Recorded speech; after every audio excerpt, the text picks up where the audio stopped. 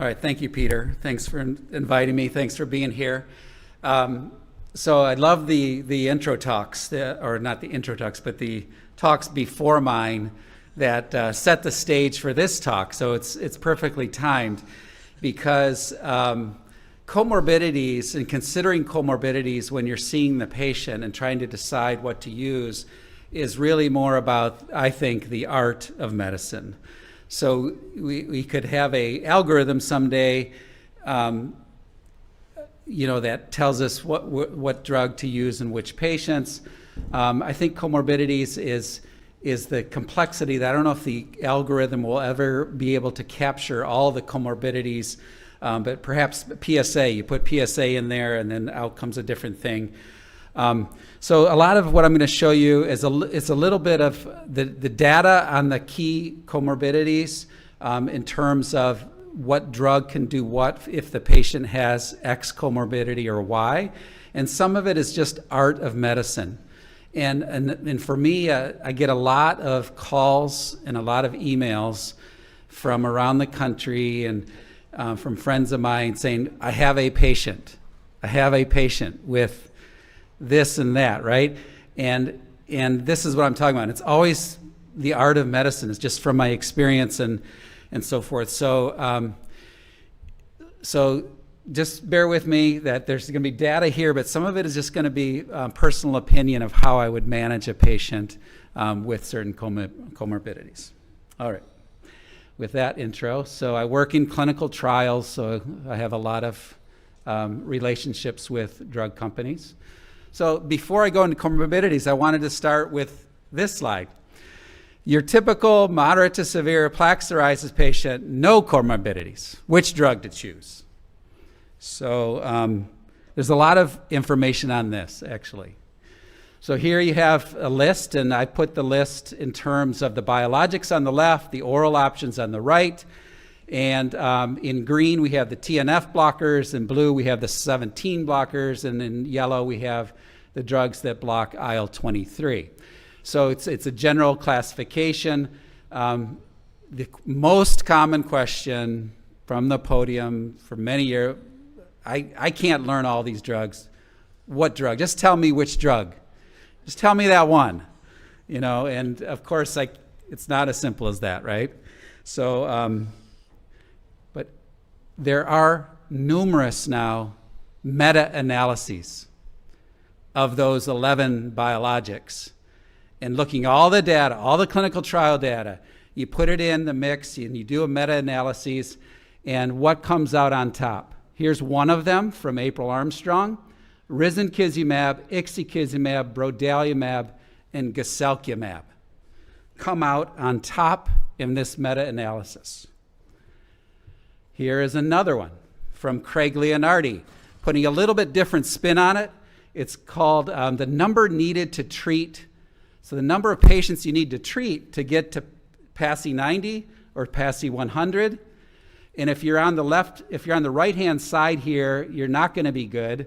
If you're over here, you only need to treat a few patients before you get a PASI 100. And what do we see here? We see the same 4 drugs emerging: risankizumab, guselkumab, brodalumab, and ixekizumab. Okay. Another way to do it. This is something that I did. I thought it was kind of a fun paper.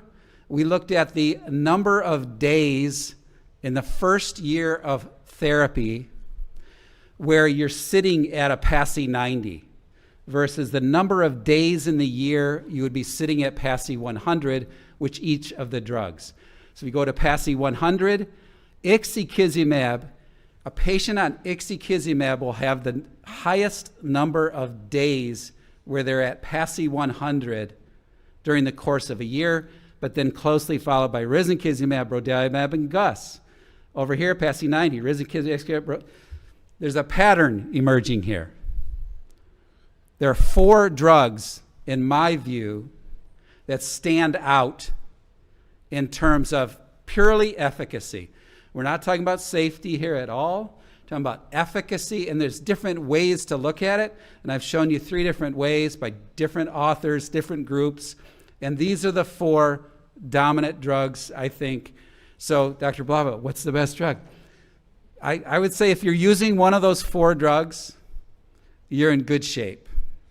And if you're using the drugs that consistently are rating lower, and by the way, they're the TNF blockers, and I just debated Ken Gordon at a dermatology meeting. In the debate, I said we shouldn't be using TNF blockers anymore.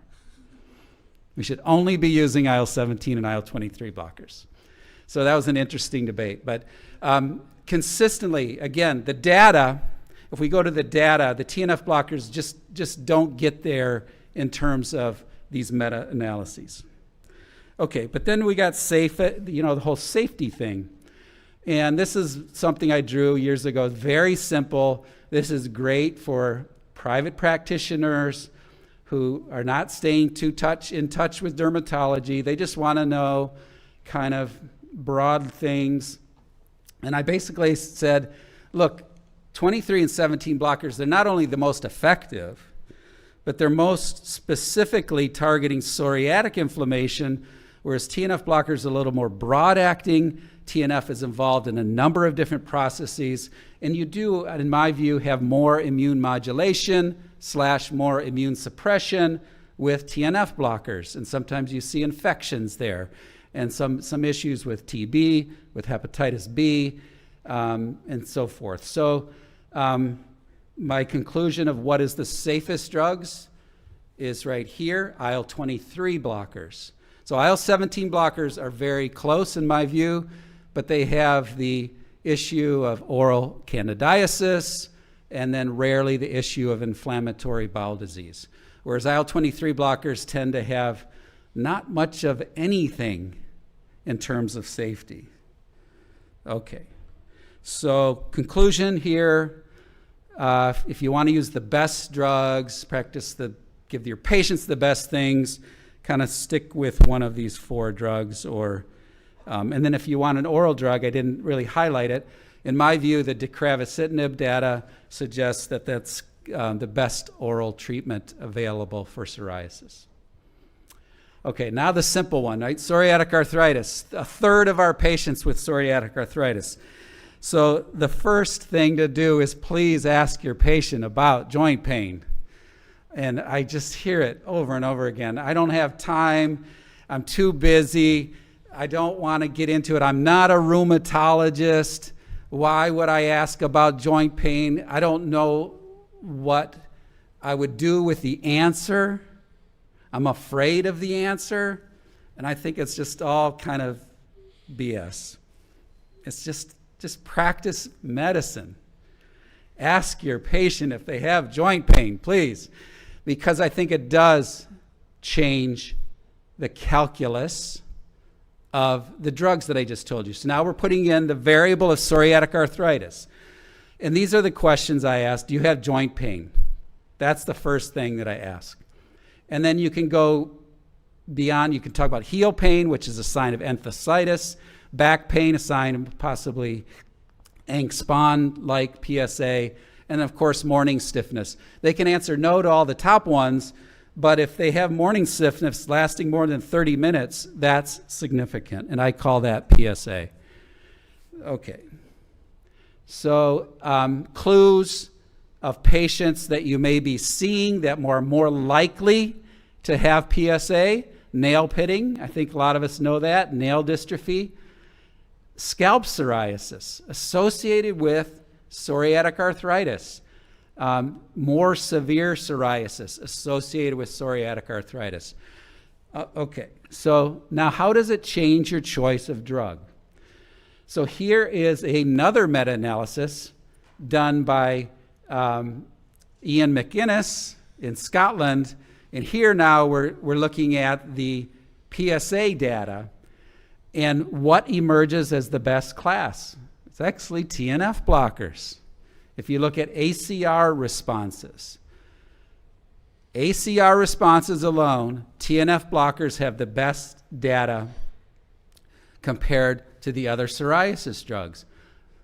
But Dr. Blauvelt, didn't you just say don't use TNF blockers anymore?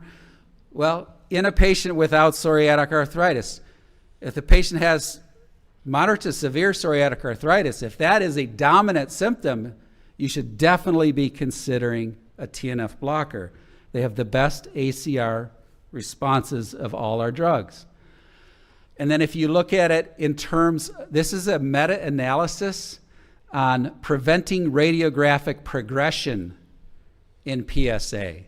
So this is even a step further. Can we block radiographic progression in PSA? And guess what turns out on top? It's the TNF blockers in the far right there. It's infliximab, etanercept, and adalimumab are the best drugs for preventing radiographic progression of PSA. All right. But now let's talk about the art of medicine. So I just call this aside. So you have a patient in front of you. Does that mean I'm going to use a TNF blocker in every single PSA patient that I have? And my answer is no, is because I want to think about a joint response drug and a drug that works well in skin and maybe one that's safer than TNF blockers. And so for me, IL-17 blockers, where the joint data is actually pretty decent and pretty close to TNF blockers, and then it's superior in skin, and it's superior to me in terms of safety.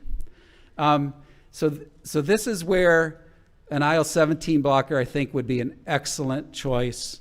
But if you did a TNF blocker, that's excellent too. So I think this now, the art of medicine, how bad are the joints versus how bad is the skin?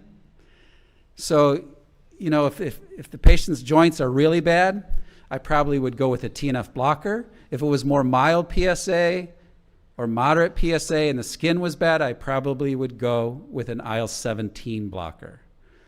And if you remember, it was ixekizumab and brodalumab were the two kind of dominant IL-17 blockers that I just showed you earlier. Okay. Oh, and the other point here is IL-23 blockers work better than ustekinumab. So the ustekinumab PSA data is relatively poor compared to risankizumab and guselkumab. So there is a little bit of we do get more of a response with joints with the selective IL-23 blockers compared to ustekinumab. Okay. Inflammatory bowel disease, this is going to be an easy one. So TNF blockers, IL-12/23 blockers, and IL-23 blockers are effective for both conditions. And going down to the bottom of this, avoid use of IL-17 blockers. If your patient has Crohn's, ulcerative colitis, the top group are going to be great. And then we have the scenario that comes up pretty often, I'd say, now, and that's the Crohn's patient on a TNF blocker, and they develop psoriasis, paradoxical psoriasis, if you will. And a 12/23 or 23 blocker is going to be a great choice for those patients. So that one's pretty straightforward. Here's a real hard one. Went from an easy one to a hard one. So patients with cancer or a history of cancer. This is where I think the art of medicine really is going to play out. So years ago, we've been saddled with a boxed warning for the TNF blockers. There is a boxed warning for Humira, for Enbrel, for infliximab, for lymphoma and other malignancies. So we've had that with us for many years. And yet, I'd say that the data in solid malignancies for TNF blockers is actually pretty promising. We haven't seen a ton of cancers with TNF blockers, but we have that boxed warning. IL-17 blocker data over 5 years looks really good in terms of malignancy rate. It looks like background levels. In terms of IL-23 blockers, we have this paper is actually, I think it's in press now. 5 years of guselkumab data in the clinical trials showing very low malignancy rates, also in line with background levels. So this is probably the most important slide. So always you're going to have to talk to the patient about how bad the psoriasis is, what type of cancer they have, how long they've been in remission, whether there's active, what their thoughts are. And I just come out and go with the worst case scenario. I just say, look, if we put you on X biologic and your cancer comes back in 6 months, what will you think of me? And what will you do? How will you react? That's kind of the worst case scenario, right? Just kind of put it that way. Because that could happen, right? That could happen in any of these patients with a history of cancer. So that second bullet, each patient unique, they really are, right? Is it breast cancer? What kind of breast cancer? How far out? And so forth and so forth. So it's really, I don't know. I think at the end of the day, in general, I prefer IL-23 and IL-17 blockers in patients with a history of cancer. I think because of the long-term data showing essentially no cancer risk with those drugs, but you're still not out of the woods, right? And if a cancer recurs, it's going to be, you're going to be on the line, so to speak, and will the patient be blaming you? So, all right, metabolic syndrome. This is metabolic syndrome: obesity, diabetes, hypertension, hypertriglyceridemia, and low HDL. You need at least 3 or 4 of these. So do our therapies, if you have and by the way, real common, right, in psoriatic. So this is a common comorbidity, and we see a lot of this. If your patient has metabolic syndrome, are you going to choose a different drug? Well, with apremilast, we actually can see a decrease in fat and some weight loss, which is kind of interesting, I think. So if your patient is really concerned about their weight, and that's the main concern, this might be a drug to consider. But in general, biologics for psoriasis do not affect weight or other parameters of metabolic syndrome. In other words, we're not going to be changing their lipid profile or getting them to lose a lot of weight by putting them on a biologic. As Chris mentioned in his talk, it's more about lifestyle, environmental changes that will have the biggest impact on their metabolic syndrome. But you do want to avoid methotrexate for hepatotoxicity, acitretin, which can worsen hyperlipidemia, and cyclosporin, which can worsen hypertension. So this is more about what to avoid if you have a patient with metabolic syndrome. Heart disease, this is from Joel's group. The more psoriasis you have, the more likelihood of a heart attack event. And then he showed it by PASI. The higher your PASI is, the more likely you'll have that you have aortic inflammation. So kind of 2 pieces of data here. More psoriasis equals more events. More psoriasis equals more inflammation in the arteries. This area is a hot area. It's a controversial area. It's debated a lot among experts. These were a series of papers by Jay Wu from the Kaiser database, showing that patients on methotrexate versus a TNF blocker, the TNF blocker patients had less events, cardiovascular events over time, and also compared to the patients on phototherapy. I like this set of papers done by Joel Gelfand and Nehal Mehta, where they looked at angio-CT, and they were able to quantify the amount of atherosclerotic plaque in patients before and after biologics. And the bottom line here, so limited number of patients. This is over 1 year, and it's not measuring events. It's not measuring cardiovascular events. It's measuring a decrease in atherosclerosis. And here they actually showed that IL-17 blockers, after 1 year, have the greatest impact on atherosclerosis in terms of 12 to 14% reduction in the 2 different studies. So there's 2 numbers for each of these because they did 2 different papers, 2 different cohorts of patients. So I tried to give you some idea of what maybe to use, what maybe not to use when considering comorbidities. A lot of this is going to be, dependent on what you see in front of you and hear. It's not going to be as simple, really, as I laid it out because patients are complex. But thank you very much. Yeah.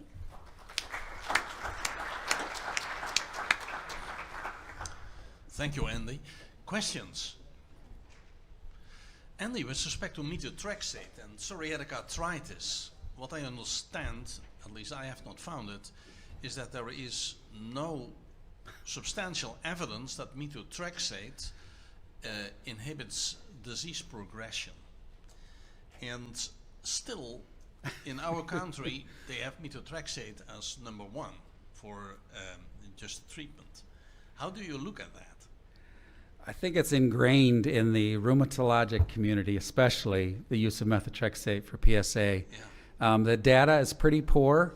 One could argue, though, that in combination with TNF blockers, at least preventing anti-drug antibodies, and back in the day before we had good 17 and 23 blockers, Bruce Strober would always like to say that he never used a TNF blocker on its own.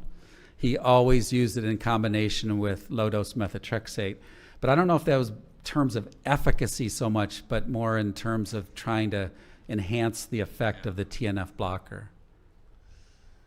And then with respect to cancer and biologic treatment, I personally think the situation often is so complex in an individual patient that best is to go in conversation with the oncologist and then to take it in a case-by-case situation. I've had also patients with metastasized colon cancer, the situation that we just continue the biologic whilst telling the patient, of course, that this implies an increased risk, but after having a good overt conversation from both ends, also from the end of the oncology, in a shared decision making to decide on an aspect. Yeah, and sometimes the oncologists in my experience are great and sometimes they're not. So I just had an email last week, a dermatologist almost in tears and on the email and just distraught because she had a patient on a biologic and the patient had recurrent ovarian cancer, and I won't say which biologic, but the oncologist told the patient it was due to the biologic she was on. It was the reason for her ovarian recurrence. And she was asking me what she should do. So it's not the oncologists are not always in tune with our data. No, but we have to be in combination, for otherwise it's an impossible situation for the individual patient. Andy, one question here. I think there's one group that we tend to miss when we're talking about this, and this is the group of patients who have neurological diseases at the same time. Can you comment on that? Because that's where we often tend to struggle, and especially struggle in the communication with the neurologists. Well, I don't know if I'm going to say anything more than you know already, but you want to avoid TNF blockers because of what's in the label, the MS and MS-like symptoms and so forth with TNF blockers. I don't think there's really much of a signal that I know about with 17 or 23 blockers. So again, that's often my answer at the end of the day is to use a 23 blocker is kind of at the end of the day if we're talking about patients with complex medical conditions. But Chris? A couple of points. I was going to ask you about cancer actually, but neurological adverse events worry me because I'm sure as you have, we've seen a few unusual things over the years, and that's because we see a lot of patients. We have a lot of patients on biologics, and I think you've got to have, these are rare and not predictable.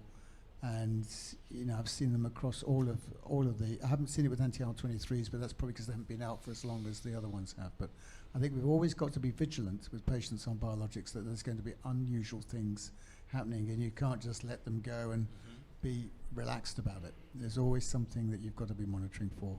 Yeah.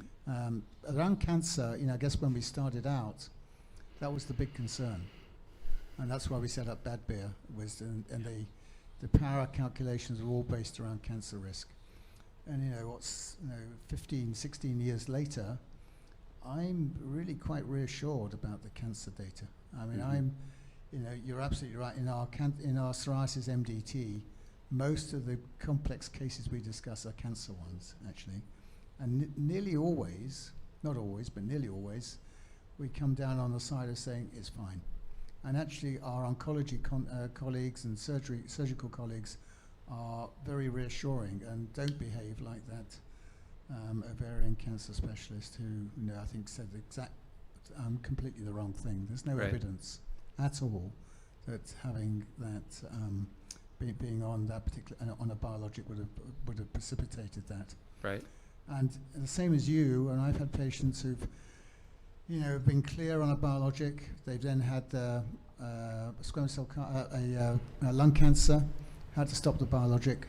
Lung cancer was resected, treated, and then they were in real trouble because their psoriasis had flared, and they're willing to sign a consent to say they wanted to go on biologic because their life was not worth living because they'd lived for several years completely free of psoriasis. Goes back to what you were saying earlier on. Yeah. And I've got 2, 3 patients like that, all of them still alive, no recurrence, no risk, and it's given them a high quality of life. Yeah. Yeah. Okay, there was a last question, and then I Should bring- think we move to the next part. Yes. You have a new breast cancer diagnosis. Is there any of the biologics that you choose? So it's a patient that is on a biologic already, or She was for 2 months and like that, and then the breast cancer is diagnosed. What can you do? I probably, again, that's a situation where I'd have to look at everything, but I probably would say stop the biologic and take care of the breast cancer. A lot of times the patients, when they're getting chemo, it will, keep the psoriasis at bay, if you will. So if it's a new diagnosis like that, I would say stop it temporarily and kind of focus on the breast cancer, and that's what I would recommend. Thank you so much, Andy.